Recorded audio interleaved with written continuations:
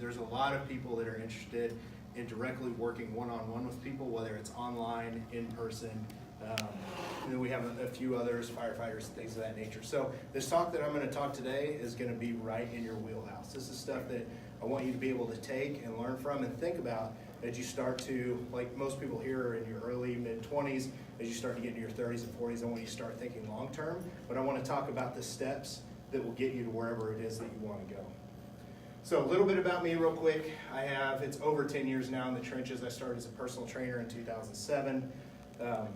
So I've been doing this for a while. I own Team Gorman.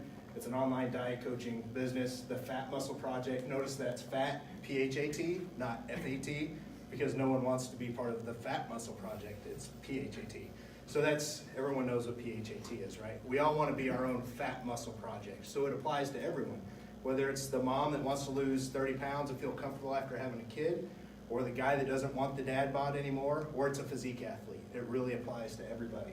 We own the Physique Summit Conference along with Cliff Wilson. How many people in here know Cliff Wilson? Okay, great diet coach. If you guys aren't following Cliff, give him a follow. I own a 10,000 square foot Anytime Fitness gym. I've written 2 books. I do public speaking. Got my hands in a lot of different things, as you guys can tell. I'm really, really big, if you notice here, failure as a coach. That's how I've learned 99% of the things that I do. The first book that I wrote was called Metabolic Capacity and Reverse Dieting. I was able to write that not because I followed a bunch of research and then just put a book together. I was able to follow it because I screwed my clients' metabolism up big time. Bodybuilding and physique sports is really, really good at crushing people's metabolism, and if you don't know how to come out of it the right way, you can really mess someone up, or you can mess yourself up if you're doing your own prep. So I learned from really, really squashing people. I'll just say it, I just destroyed their metabolisms and didn't set them up for success. And then I was able to write a book because I figured out the right way to do that. The best way to learn something is to fail. If you happen to really mess up bad, look at it as an opportunity to learn and get better. I actually get excited when I mess things up because I know I'm going to be better at it next time. So that's the way you guys should always look at things. Here's an overview of what we'll accomplish today. So you've started, now what? I say you've started because you're graduate students, okay? You're not undergrad, you're not just starting college. You've already started the process of what it is that you want to do. So you can think of it that way, or you can think of it the day after you graduate if you're done with school. So you've started, now what? We're going to talk about the current landscape of what's out there. We're going to talk about whether you're going to be an employee or an owner. But the majority of the time we're going to spend talking about social media, building your personal brand, and how that ties into everything that you're going to do to make money. We're going to talk about content, and then in all caps, content. It's extremely important. Some different avenues that you can look at: long-term planning, education outside of school, and then if we have time, the 6 things that you can do right now if you're directly working with people making money. How many people are in here actually making money in the profession that you want to go into right now? Okay, so close to about a third of the room, all right? If we have time, if not, afterwards, if you guys can stick around, I can talk to you about that in person. All right, so you've started, now what? This is literally the greatest time ever to be able to own your own business or go into business for yourself, or to start as an employee and think about owning your own business. Does anyone have any idea why? Anyone? Yeah. The reach is so great. You're connected to everybody in the world. Through what? Through, online, social media predominantly. Social media, the interwebs with a Z, right? Like the internet. Like we didn't have that 20 years ago. We had we had message boards and things like that, but most things are like call up people like, hey, Chad Kirksick up in St. Louis, like here's what I'm seeing, let's collaborate. And you just didn't have a lot of that. Now you have social media. How many people in here, I'm gonna jump the gun a little bit early, how many people in here use Instagram right now? The whole room, right? The whole room. You guys, how many people are following influencers in whatever space it is that you're interested in? Like somebody that's very, very good at what they do. All right, so we're just think about that because that's what you want to ultimately look to become. Money, reasonable expectations. Here's the thing, I'm not going to tell you what I make a year, but I'm going to tell you what a lot of coaches, and I don't know how close you are with Paul and some of the other people in the industry, but you'll be able to relate a little bit to this. You can make some decent money. This is where there's a lot of trainers and coaches out there, but the money expectations, if you own your own business, are good. And I'm talking about 6 figures and above after a few years of putting in the work, if you're good at what you do. And that's the basis and the key to everything. You have to be good at what you do. Now, $100,000 down here in South Florida may not be a lot of money. It is. Okay. Bill's in Southwest Missouri, where our house payment, we have a nice house that we pay like $600 a month for. Cost of living's low. 6 figures is a lot of money. Okay, so I think that I'd say to everyone in here, it's probably a lot of money. That's something, if you're good, you can make that plus some. In 10, 15 years from now, you can be making $250,000 to $500,000 if you have some of these other things lined up that we're going to talk about. And then ultimately, you need to think about whether you want to be an employee or an entrepreneur. So how many people are set up to be an employee right out of school? Like that's what you know you're going to do. You're going to work for someone as an employee. Okay, everyone else is, you're thinking, I'm ready to start my own stuff, right? So think about that. You have to keep that in mind.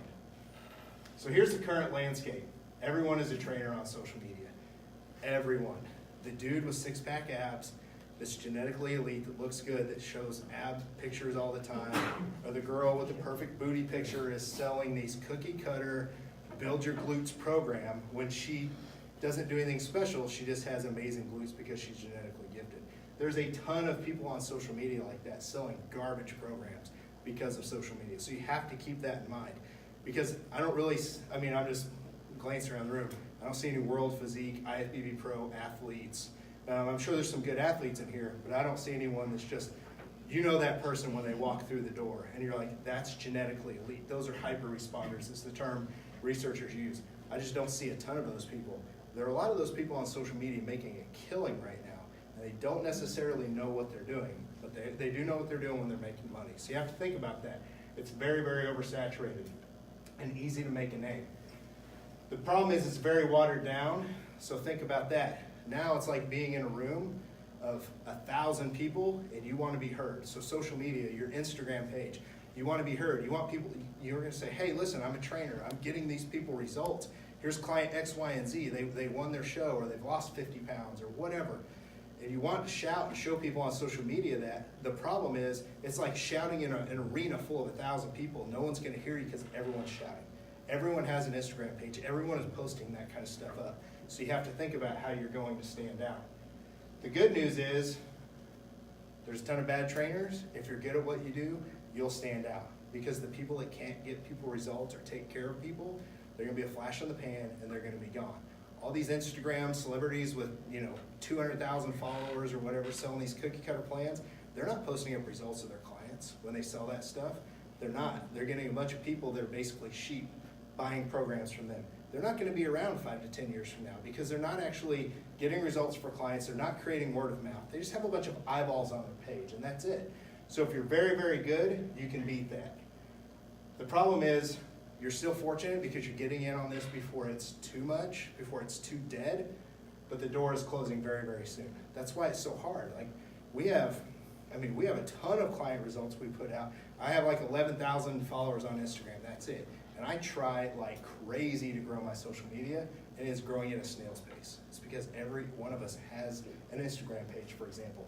Facebook just slammed their algorithm, like slammed the door on it, and I went from getting a ton of views to like it was cut in half, even though the content's still good. So that's the other thing. The door is closing because more people are taking advantage of what we have.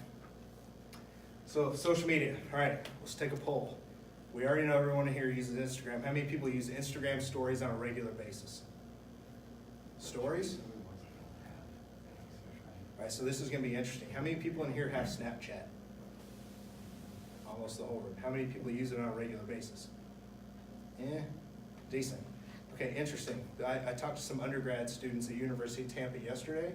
Snapchat, like everybody, their hands went up. That's probably because we get it, we know what Snapchat is. So you guys aren't using Instagram stories though. That's interesting because that's really where a lot of people's attention is right now. I get more views on my Instagram stories than anything else. So think about that. If you're using Snapchat, if your views are down, you might want to switch over to Instagram if you have a decent Instagram page, or post to both of them. Let's see, Facebook. How many people in here use a Facebook page? Okay, half. The class the other day, there's 30 people, zero Facebook usage. Now remember, they're undergrads, so they're probably 3-4 years younger than you. Zero. And I asked them why, and they're like, I just don't get it. I know why it is, because most people think it's the old people's page. One person said, well, that's where my parents hang out. That's where they post family stuff, so like they probably don't want their shit seen that they're doing on Facebook is what it is. So I get it. So it's one of those things. YouTube, how many people upload videos to YouTube on a regular basis? Okay? How many people in here follow somebody or watch something consistently on YouTube? Okay, decent. YouTube is the monster right now. It is so hard. I put out video after video. We recorded one earlier. We recorded one with Lane Norton last night, Paul earlier. It is so hard to get views because everybody is uploading stuff to YouTube, just everybody. But you still need to do it, because if you don't do it now, when it's hard, it's going to be impossible 5 years from now. All right, one thing that you want to avoid apps that auto-reply and fake like. So listen, if you're doing that, don't raise your hand, by the way, because then everybody's going to look at you in the room and judge you. But we've all made those posts where someone comments, they're like, hey, I love your photo. And you're like, I've uploaded a video. It's not even a photo. It's that auto comment. People are trying to get your attention. They use these apps. They try to get your attention so you'll go like their page. So you don't want to do that, because everyone picks up on that right away. Or you just send the emoji, like the flex emoji, and like, keep crushing it. Everybody knows that, you know what I mean? You just talked about you had a family member die. Seriously, that happens. You're like, hey, my family member died. I'm going to be off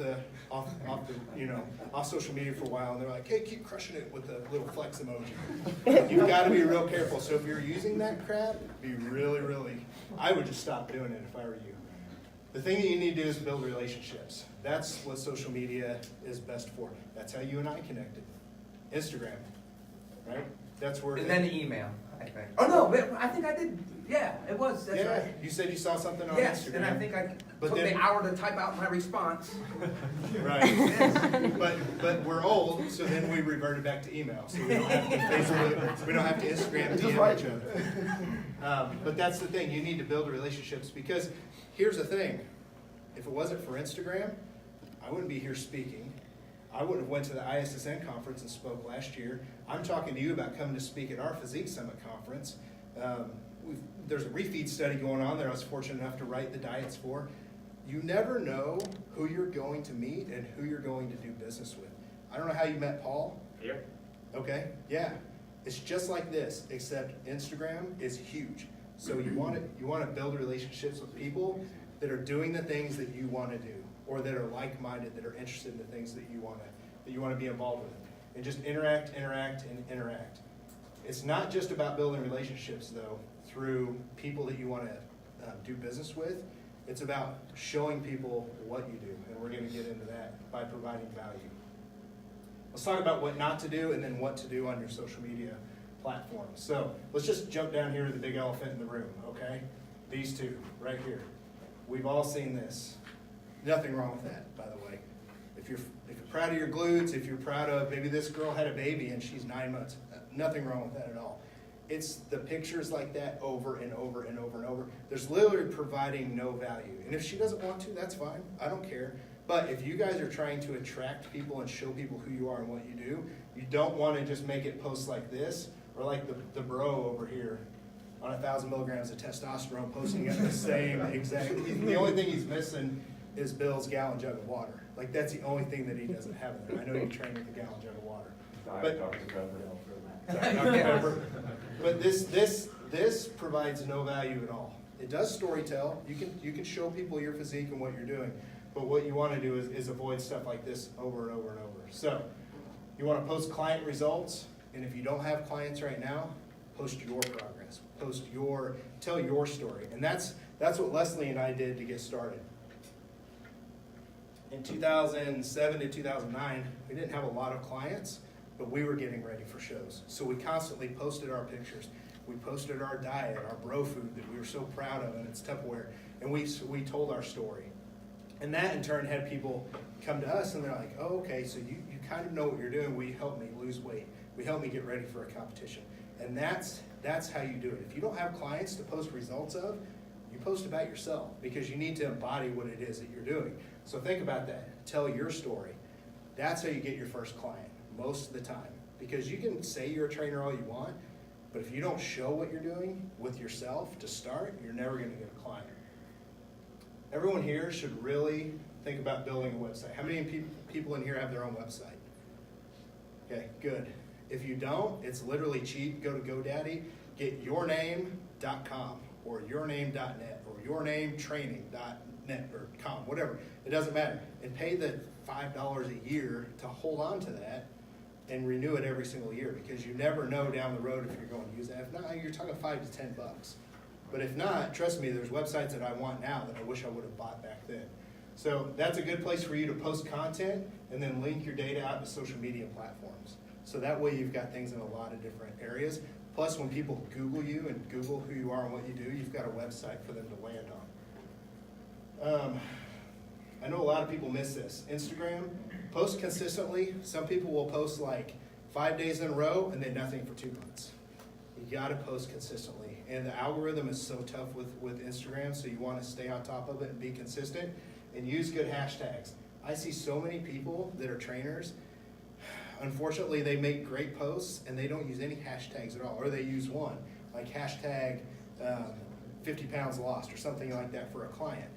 You have to maximize the hashtags. I think it's like, you guys probably know, it's like 30 hashtags or something that you can maximize on Instagram. Maximize them all and make them relevant to what it is that you do and what you're posting about. Okay, content. By the way, if you guys have any questions while we're going through this, just raise your hand. We'll address it right here and there, right here and now. We don't have to wait until the end. So if you have questions, just go ahead and throw your hands up. Let's talk about content. The number one thing that you can do with your content is solve people's problems. So one of the things that we post on Facebook, it's called a knowledge bomb of the day. I don't post them every day, but it's usually once a week. And it's free information that I give out, such as the last one that I posted was how to diet down to a higher stage weight. So basically how to lose less muscle when you diet. And it's for physique athletes. But I'll post all kinds of stuff. I'll post a knowledge bomb on how to set up your macros on a ketogenic plan the right way. And you post all that stuff and it's free information. But I'm also solving someone's problems, because there's a lot of people out there that don't know that information. Because you have to remember, you're the expert. That's the thing. You're the expert. There's always going to be someone that's smarter than you. If you're going to talk about research, there's someone in the room smarter than you. If you're going to talk about getting clients results, there's going to be someone like me that's been there and done it more. However, you don't have to worry about those people calling you out. As long as you say, listen, this is what I think, this is what I believe, this is what I've seen, but you're solving people's problems. Never be scared of that. You're the expert. Don't worry about people calling you out. Put that stuff out, because 99% of the people watching your stuff, they don't know. They don't know it at the level that you do. Think about if you're going to train someone in a gym and someone's never had a personal trainer before. Think about how much they don't know. They literally don't know. If you tell them that you want them to do a push workout, they might be like, what is that? They don't know it's chest, shoulders, and triceps. You've got to remember, there's a lot of people, when you start working with clients, there's a lot of people that have no idea. And that's the people that you're going to start with. I know a lot of people said, I want to work with athletes. You're going to work with athletes after you work with a lot of people in the gen population, like that general population. That's what's going to pay bills. That's what's going to allow you to get started. If you want to prep physique athletes, you're not just going to start prepping bodybuilders. I promise you. I promise you. It takes a long time to develop that. Questions are always a good thing. If people do ask you questions, don't get frustrated. So don't be afraid to put content out on social media, fear of someone's going to question you. You want that, because think about it. It keeps you on your toes. It keeps you smart. It makes you question yourself. That's never a bad thing. Who here knows who Gary Vaynerchuk is? Hey, good. No one in the other class did, the undergrad, so that's great. It's like 7 or 8 people. How many people have read Jab, Jab, Jab, Right Hook? Okay, if you guys have not read that book, you need to read it. It's how to use social media the right way. So, the knowledge bomb of the day. So when I just put out knowledge bomb, like, this is how you set up your ketogenic plan. There's a lot of diet coaches and trainers out there that watch my page, so I just helped them. There's a lot of people that just want to know how to diet a certain way. It helped them. That's called a jab. So if you're in a fight, if you think about prize fighters or a boxer, they throw jabs. They win fights because they're constantly jabbing. They don't just come out of the corner and just start throwing right hooks. If they did, it would be like they would be wore out. It's the same way when you provide content to people. So you want to throw a jab. A jab is that knowledge that I just threw out there. Here's how to start your keto plan. That's free, valuable information. I'm constantly throwing stuff out there to people to help them, and that in turn creates loyalty. The jab or the right hook is when I write a book and I want to sell it. So every once a year, I'm probably gonna ask them to buy something from me. That's the right hook. So I've provided so much stuff to them, I'm jabbing. When it comes time to throw the right hook, hey, I just released a new book. If you guys would support me, people do it out of loyalty because you've helped them so much over the years. You have to keep that in mind whenever you're working with someone. And then finally, this is what you have to understand about your social media. If you're going to be a trainer, if you're going to be a coach, whatever it is that you're going to do, if the people that know you and follow you don't come and hire you for what you do, you haven't done a good enough job of making them aware of what you do on social media. So if you're a personal trainer and your whoever, it doesn't matter, your aunt's best friend knows that you're a personal trainer, but they hire somebody at the next gym over, you probably haven't done a good enough job of putting that stuff out on social media. Because everyone should know who you are and what you do. You have to remember that. Hey, you can just come on in. It's fine. Just grab a seat. We got one open right up here. So think about that. Whatever it is you want to do, you need to show people. So if you're working with an athlete, show that stuff. Use Instagram stories. Use Snapchat. Stand there, take a picture with them, take a selfie, and be like, hey, this guy just completed this crazy HIIT workout that I just put him through. And he almost threw up because of wind gates or something. And you guys are smiling, you put that up there. But seriously, now people know what it is and what you do. Your storytelling, you have to do that. All right, education outside of school. Before we get to that, any questions over social media, content, any of that stuff? How to grow it, anything?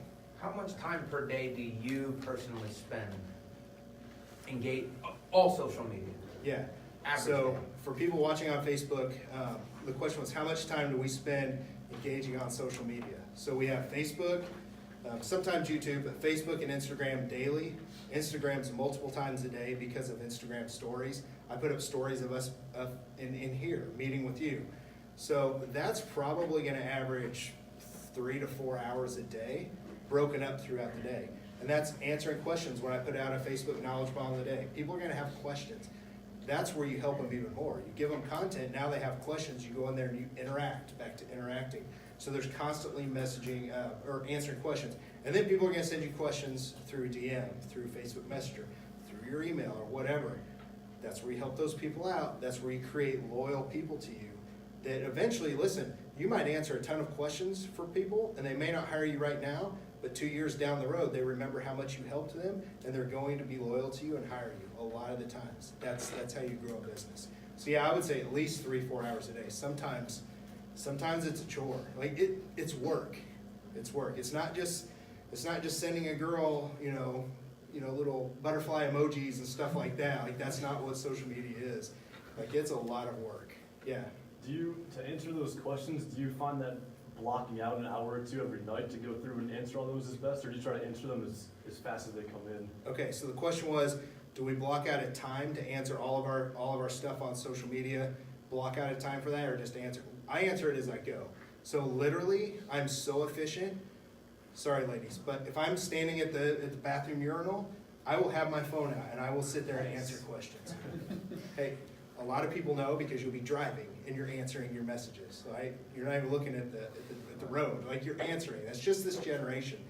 Sometimes I'll answer through a video. Like if it's Instagram, I'll reply back with a video. If I'm at a stoplight, I'll pull it up and be like, hey, Carrie, I don't want you to have 180 grams of protein on keto. I want you to drop it down to 120 because I don't want you to kick yourself out of ketosis. And I'll send that stuff back. So I'm constantly doing it because if not, at the end of the night, as you grow, you're gonna have this huge amount of work and it's gonna become daunting. So I do sit down at the end of the night, make sure I don't have any emails in my inbox. Facebook messages are nothing pressing and I clear it all out. So even then at the end of the night, I still have some. But when you start, I would just answer it as you can come to it. Okay, thank you. Yeah, it's a very, very good question. Any other questions over social before we move on to education outside of school? No? How do you combat I don't want to say onslaught, but bombarding of clients wanting to train with you? Okay, so the question for the Facebook listeners, how do we combat people bombarding, or how do you combat getting too busy and getting overwhelmed is probably another way to talk about that. Because you're not going to get that in the beginning. You'll have growing pains. You might have 4 clients. I remember in 2010, I had 4 clients doing the Missouri State Bodybuilding Championships. and I was stressed out of my mind with 4 clients. 2013, I was having 110 hit the stage every year at that point. But it took time to go through those growing pains. So one thing that I can definitely suggest to you guys, as you start to get more busy and you start to feel that uncomfortableness, because you'll feel it. It's like stress. It's like when you haven't studied for a test and you're an hour out, like some of you probably did for the test that you took earlier. And some about to take in 30 minutes. Yeah, you're cramming, right? You're cramming. So one of the things that you can do to offset that feeling of being too busy is start raising your prices. And a lot of people don't do that. So we periodically raise our prices now to where I make more money working with 60 clients than I did in 2013 working with 110. So, and a lot of people are like, oh, you're just after money. Well, no one's gonna gripe about making more money, but it's about being more efficient as a coach.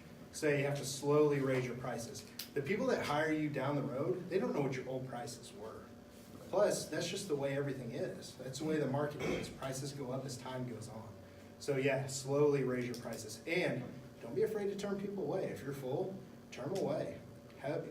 You're gonna have a colleague or a buddy that does what you do, or someone that you can recommend them to. Be like, hey, hit up Sean over there. He's got an opening. He's a good dude. He's helped some other people I know. You know what I mean? Build relationships that way. Because then when he's full and you need a client, he'll send it back the other way. Yeah, it's a very good question. All right, education outside of school. Does anyone in here listen to the TNT podcast? Training in Nutrition Truth? Yep. You're John, right? Yep. Okay, yeah, because we were messaging back and forth. So this is a podcast that I host out of First Form headquarters. And we have myself, Dr. Chad Kirksick, who's a researcher. He does a lot of the same stuff that Bill does. And we have Sal Frisella, who's the vice president of First Form. So we have a researcher, the nerd, all right? So he's the nerd. We have Sal Frisella, who's the bro. And then me, I'm half bro. Because I take research and I apply it, but I also think like a bro still. That's how I learned. So, and we talk about a lot of things. But my point is there's a lot of podcasts out there. Whoever puts podcasts out in your space, there's going to be someone who's an influencer. There's going to be someone that's an expert who knows the things that you want to know. And it's all on a podcast. You can literally listen to that stuff while you're doing cardio. You can listen to it while you're driving. Listen to it while you're, like however you want to do it. It's so easy and it's hands-free. So I definitely recommend podcasts. Conferences, like I said, this is the one that I own here, the Physique Summit Conference, but there's a conference for whatever it is you want to be better in. Pick it. Like it doesn't matter. Strength conditioning, like there's so much out there. The ISSN conference, there's so much stuff out there. Find a conference, go and learn from the top people in the industry doing research. But also think about this, there's connections to be made there. There's never been a conference that I've went to that I didn't come away with more connections, more friends, and then people I collaborated with. I was on, were you on Chris the Twins podcast? Were you on Yeah, that a couple podcast? months ago. Yeah, the Dynamic Duo. I met them at the ISSN conference that you had me come speak at. And then I was on their podcast. And then I've talked to them about being in my conference. So you're always going to make a connection. It's huge. Because a lot of people are like, oh, that's expensive. I don't want to spend the money. Or some people just aren't open-minded to learning, which is scary. Because if you guys want to do what you're saying you want to do, you need to be open-minded. Conferences are huge. They're definitely huge. And if you own your own business, you write all that off anyway. Literally. Everything you pay for. I am writing this off today. This Monster drink, this white trash energy drink, I am writing this off. I promise you. I'm not kidding. Write it all off. It's part of a business expense when you own your own business. So think about that. Even the miles that you drive. I drove to Phoenix 3 days. Wrote it all off. All of it, 100%. Follow the top people. So not just conferences. Go to Instagram. Follow the top people. Whatever it is you want to do. How many people know Christian Thibodeau? Anyone familiar with Christian? Okay, he's just an example. There's a lot of people out there that you guys can follow. Read books. I know you guys are like, listen, I read enough right now, textbooks, things of that nature. But especially, well, my phone's over there recording. I have so many books right now that I will read when I have time at night. I read myself to sleep. Books are huge. They keep you sharp. And one thing that I can promise you, the more you learn, the more questions you're going to have if you're interested in learning. I've always noticed that people that aren't interested in other people's opinions or ways to learn, they never have questions because they're not interested in learning. So you're going to figure stuff out, and you probably are in this program now. You've probably learned stuff, and you're not like, oh, that's the final answer. it just makes you have more questions. You're like, okay, so if this refeed works to boost people's leptins, or boost their leptin and their metabolism, I wonder what like 3 refeeds a week would do. Like we're always going to have more questions. Well, I wonder how it would do over a 20-week span instead of an 8-week span. Like you're always going to have questions. And then here's some things I want you guys to think about long term. And this is very, very important. This isn't stuff that I don't think anyone here is ready to do right now because you don't have the experience yet. This is for when you have 5, 10, 15 years of experience under your belt. Then start thinking about stuff like this as far as launching it, but you need to have it in the back of your head now. There's a lot of ways to make side income. You can guest speak. At the Physique Summit Conference, we pay our speakers very, very well. Lane Norton has a VIP camp. He pays the speakers for that, like, very well. I'd like to speak at your camp. Yes, definitely. Bill's all about making a little bit more money. So. But yeah, I mean, we take care of people. We pay for their flight, we pay them to speak, we pay for the hotel, and we pay for their food. Well, the We take- entourage. Do what? The entourage. Do what? It's like posse. If you want Oh, that. yeah, You pay for entourage, his, gotcha, his gotcha. entourage too. I carry the books, you know. But here's the reality of guest speaking. No one's gonna come knock on your door to guest speak. Guess what you need to do? You need to stand right where I am right now. I am not making a penny right now. I paid my own trip down here because I want to come talk to you guys, and it keeps me doing what I do, and it keeps it relevant. I can put it up on Facebook. The reality is you guys need to go ask for opportunities to go speak, because 8 times out of 10, I'm not getting paid to speak. I'm pursuing it. And that's the reality. Most people want to act like they're cool and they're a big shot coming into USF to speak. That's not what happened. I asked to come speak here. You guys need to keep that in mind. You might speak to 5 people at your gym. That's where I started. That's where Leslie started. Your very first clinic that you ever did at Anytime Fitness. She did a women's clinic or something. Had women show up like 5 to 10, maybe 15. That's where you start, and that's where you get experience. Because if not, you're going to get up here and you're going to crap yourself if you've never done it before. Or you're going to get up to like the Physique Summit. It all starts there. Podcasting, after you get those years and years of experience, and you've been through the trenches, you've worked with multiple clients, you're able to speak through experience, think about hosting a podcast. Or think about collaborating with someone and having a podcast. Those are always the best ones. So if you and I did a podcast, we do the same thing. You would touch on the research and I would touch on the application inside the trenches. It would be much better if we did it that way than if I tried to talk about research, because I'm not a researcher. So think about that. You might have a buddy that you sit down and release a monthly podcast with, talking about whatever it is that you do. You might only get 50 people to listen to it at first, but you're going to get better from doing it. I promise you, you'll get better. So you really have to think about that long term. Video series. My phone is sitting there right now. Everyone has the ability right now to sit down and record videos in the gym. Whether it's you want to show people how to use bands on the bench press or how to squat with bands, put up a video, throw it up on Instagram, YouTube, things like that. But down the road, you can also have, if you start now, you can have a pretty big video series going. You'll have a lot more eyes on you. Writing books. I should have brought some of my books here. I didn't think about it. Anyone in this room can write a book right now. So I've written 2 books. And a lot of people act like it's a big deal. Like, I didn't go through a publisher. I went through CreateSpace. All you have to do is write your book in a Word document. Make sure someone edits it, because you're going to have a lot of mistakes. Have an editor and someone to design the cover of it. And you can upload your book right now. So-and-so Strength and Conditioning Bible. You could call it that. Upload it to Amazon right now. And then I could go buy it. Amazon will print it, ship it. You don't have to touch anything, and you'll make $8 to $10 a book. Anyone can do that right now. Now, whether someone's going to buy your book or not is a different story, because you don't have experience yet. So in 2007, I actually still have the table of contents for the first book I ever wanted to write. And I was a personal trainer for like 3 months. And I was like, I want to write a book. And I have that table of contents. It was called NutriShaping or something. If I would have released that then, it would have been garbage. It never would have sold, because I didn't have the experience, the time, or the knowledge to go in, but I wanted to do it. 10 years later, though, I released 2 books because I had time in the trenches. You guys need to think about that, because that can literally, once they're written, if they're good, that can make you hundreds and hundreds and hundreds of dollars as it sells each month. And I'm not kidding. Like, that's good side income. So it's really something to think about. And finally, create an apparel brand. Everybody's creating apparel brands these days. Like, literally everybody. So thank God we've grabbed fat It was so hard to actually get that to go through because of, well, I'm not gonna say who owned it because he might hear it and come try and squash us, but someone very, very famous owns a lot of the trademarks for FAT. Very, very famous movie maker. So ours got through, went through 6 months, we were able to launch it, and I'm like, all right, we're in. So this is what we launched. You guys can launch whatever it is. At first, we just had shirts, Team Gorman shirts for our clients that did shows. And we paid for those, and they paid for them. We broke even on them, but we could have made money. Like, you have to think about that. It's real easy to make your own shirts and your own apparel, and that's where it starts. So another thing to thought, this can actually be a really big deal. That can make you thousands of dollars a month. That might be what you guys end up doing long term. You just never know. That's something to consider. All right. What time is it? I want to save the rest of the time for questions, so we're just going to skip 15 more through minutes. this.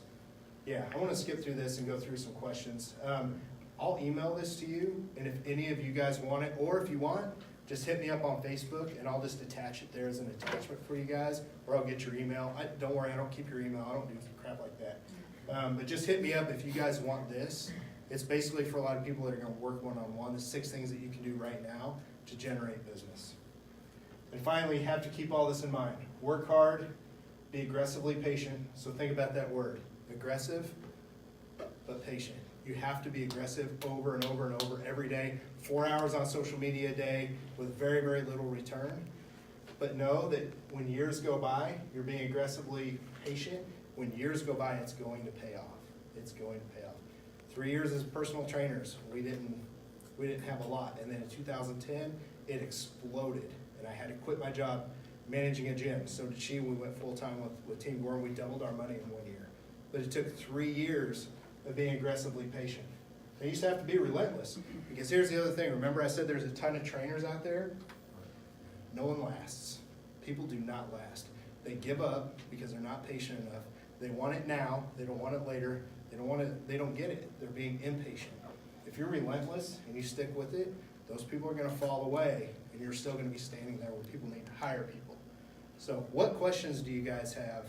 And we'll go around the room and finish up the last 10 to 15 minutes. First of all, who has a test at 5 o'clock?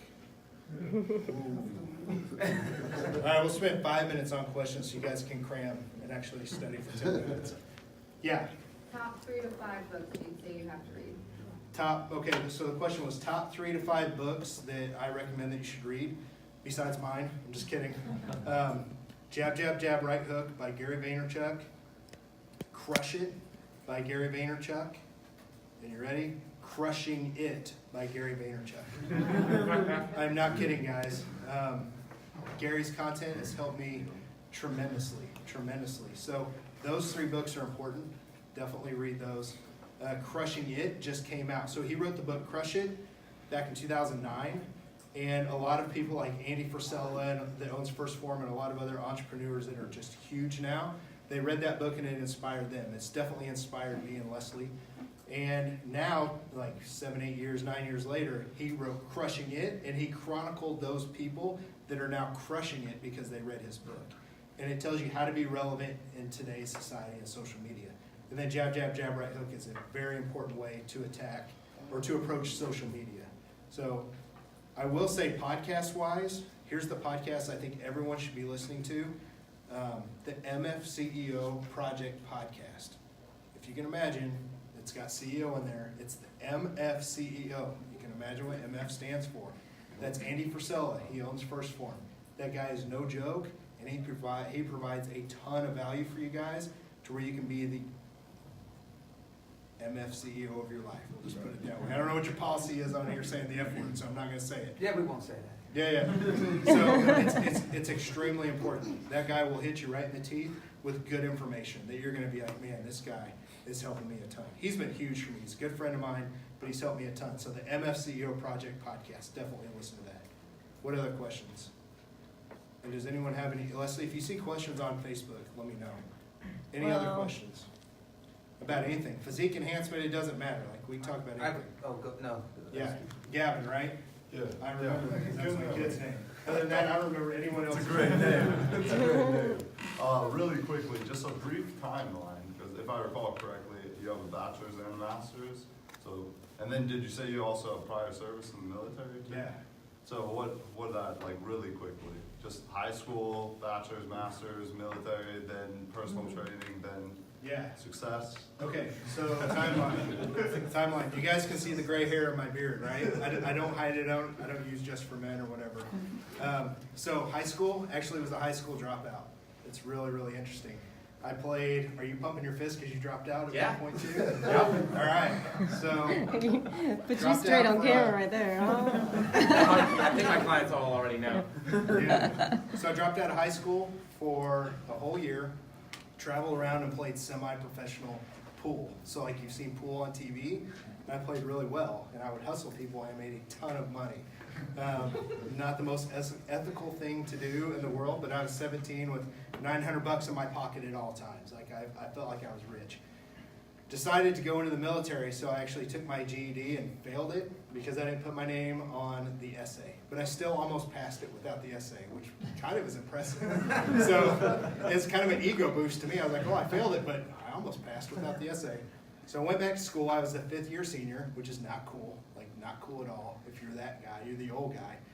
And I ended up going to the Army for 6 years, so this was 96 to 2002. And that really helped me out. It taught me leadership, it taught me teamwork, it taught me a lot of the core values of it's not just about you, it's about everyone else around you. It's about being a team, and that is so important. And the Army really taught me that. And I went from E1 to E5 in like really fast time, so I was a sergeant. And I got out 6 years later, had a son, his name was Jay, and they were calling up people to Korea. I was like, you know what, I'm done, I'm gonna get out. And I got out and that's when I went and got my bachelor degree. So that was from 26 until 29. I graduated in 3 years instead of 4, got that done early. And I started working for the park board in Springfield, Missouri, making $11.75 an hour, which for me I was able to live off of, but I was not happy. I was running after school kids programs, some Title I schools, which is really, really rough. So some really unfortunate kids that just couldn't eat and stuff like that. And I thought, you know, this isn't my thing. Like, I can't see that stuff. It's not my passion. So at the time, I was really fat. So I did this diet plan called Body for Life. Do you remember Bill Oh, Bill Phillips? Phillips, oh yeah. Yeah, us old guys remember Bill He Phillips. changed a lot of lives. Yeah, he changed my life big time. I just made a post about him. So I did Body for Life, and I dropped a lot of body fat in 12 weeks. And there was a new gym that opened up in town. So I went in and I said, hey, listen, I think I can help people. I think I can show people how to do what I've just done. I've helped a few of my family members, but I think I can do this. And the guy gave me a shot. His name was Monty Pierce. It was 2007. Most important guy I've ever met in my life. He gave me that chance, that shot, but I had to go ask for it. So that was the thing. Like, a lot of people won't get uncomfortable.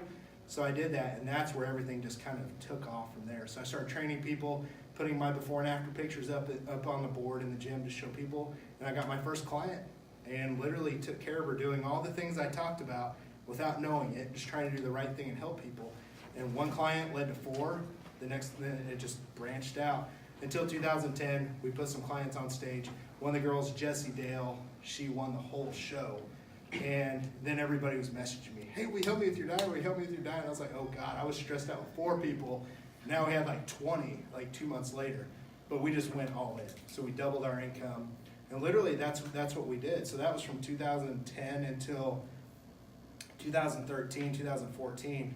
We had like 16 clients in a show, like every weekend for 6 weeks, and it was insane. Like we had clients that won like 81 times, like 81 wins in 2014 alone. It was insane. So we were stressed out though. So what we started to do is we started to look into these other things. I started the Physique Summit Conference with Cliff Wilson in 2015. Was able to make money there, scale back on some clients. We started doing a lot of other things, affiliate program with First Form, make a little money, scale back on clients, raising our prices. So now we're in that real comfortable medium to where we have like 7 forms of income, 60 clients. We're able to travel around and do stuff like this.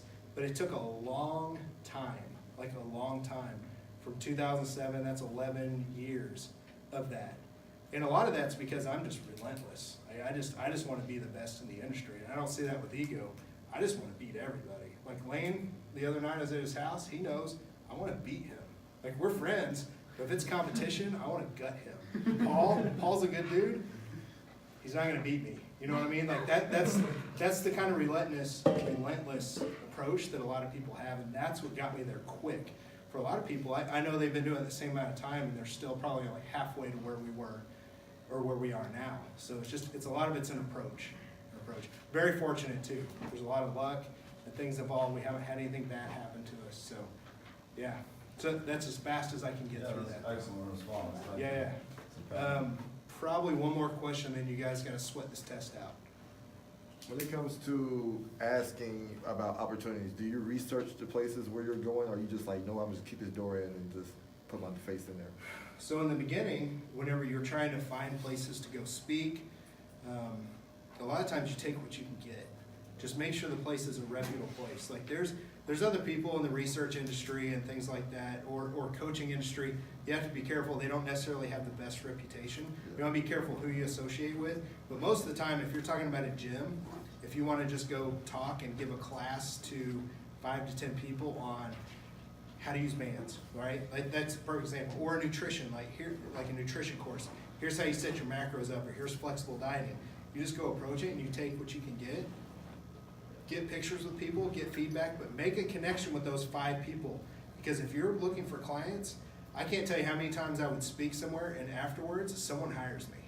Literally someone hires me. I don't expect anyone here to hire me. You guys are college students, but I get it, you know what I mean? So that you just gotta go kick the door down and take every opportunity you can to speak and to meet people, because you're gonna suck at it the first time. You're gonna suck the second time, but then you're gonna get better, and you're gonna get better, and you're gonna get better. So yeah, you just have to attack it head on. Okay, any other questions before we wrap it up? Yep, one more. So this is more for like social media. So what do you think the chances are of being successful if you're not like a physique competitor? Okay, so the question was, and just in case Facebook didn't hear it, what do you think your chances are of being successful if you're not a physique competitor? 99% of the people on the planet do not give a bleep. Sorry, Bill.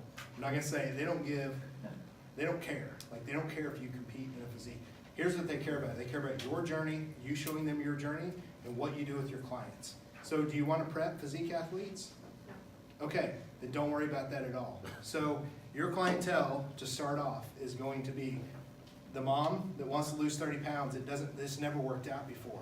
Or maybe it's a college student that put on the freshman, she's a couple years younger than you, she put on the freshman 10 or 20 or whatever it is, and she's never worked out. Like that's the kind of people that you're going to have. You're going to have a mostly female. You just need to focus on them and get them results. Don't worry about competing. Like that's not what you're looking to do. So don't worry about that. Nothing will mess you up physically more than stepping on stage. Being a female, I talk more females out of competing than anyone else unless they know exactly what it is they're getting into. Don't do it as a way to possibly think you need to do that to get clients. Yeah, don't worry about that. Focus on your clients. Get them the results they want. They'll go tell their friends. Because guess what?